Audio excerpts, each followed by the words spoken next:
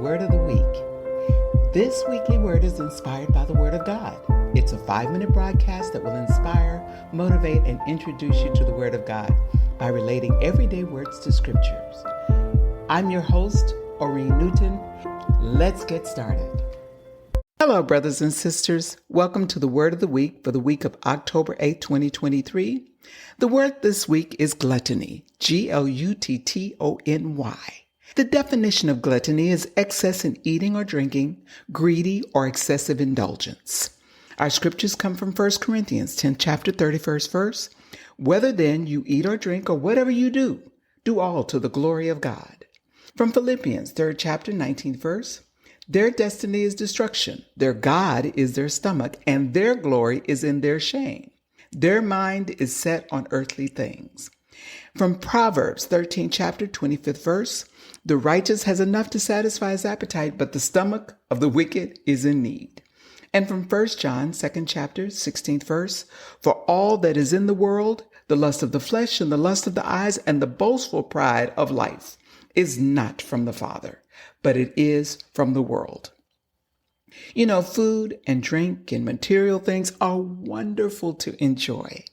There is nothing like having family and friends over to enjoy an afternoon together, talking, eating, drinking, and enjoying all the good things that God has brought into our lives. These experiences can bring joy, comfort, and fulfillment. Americans are obsessed with having and buying food, drinks, cars, homes, video games, hair, clothes, and so on, and so on, and so on to excess. People may feel pressure to acquire more material possessions or indulge in excess, which can have negative consequences, both for their well-being and the environment. We overeat, overdrink, overspend, and overextend ourselves to achieve and appear to be perceived to be good. But I ask you, how often have you spent more than your budget would allow to indulge your desire to eat the best food or buy the best top-shelf drink or enjoy the most luxurious vacation? Has food become so important that you rush to get to the all-you-can-eat buffet early to have the best and freshest choice of everything and to ensure in your mindless consumption that you have enough time to go back as many times as your stomach will allow?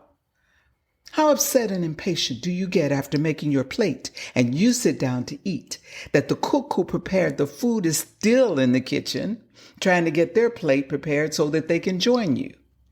How often have you made excuses for your poor health, obesity, diabetes, bad cholesterol, or your high blood pressure without admitting that your illness could be a direct result of your self-inflicted overindulgence of processed meats, starches, fats, and sugars, and your underindulgence in exercise and self-discipline? How often, while you're bored, excited, depressed, happy, worried, waiting, confused, lonely, riding in a car or reading a book, do you think of how you can hardly wait to get to your go-to food, drink, or activity to help calm your fear, fill the time, or just make you feel better? Where is God in your behavior? What have you begun to idolize? Food, drink, and pleasure is a blessing from God. We are to enjoy God's blessings. However, if your need for food and other pleasurable things become an obsession to the point where you become angry, lustful, greedy, envious, and out of control when what you have is less than what you think you deserve or feel that you deserve, perhaps it's time to check your gluttony factor. If your need for food or other enjoyable things takes priority over the needs of your family, your relationship with those who love and care for you, or your relationship with God, it is time to check your gluttony factor.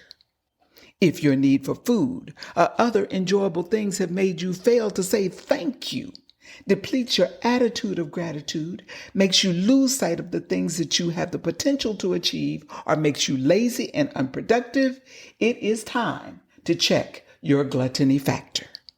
It is the gluttony factor that has the potential to separate you from self-care, not only in terms of physical health, but also in terms of emotional and spiritual well-being.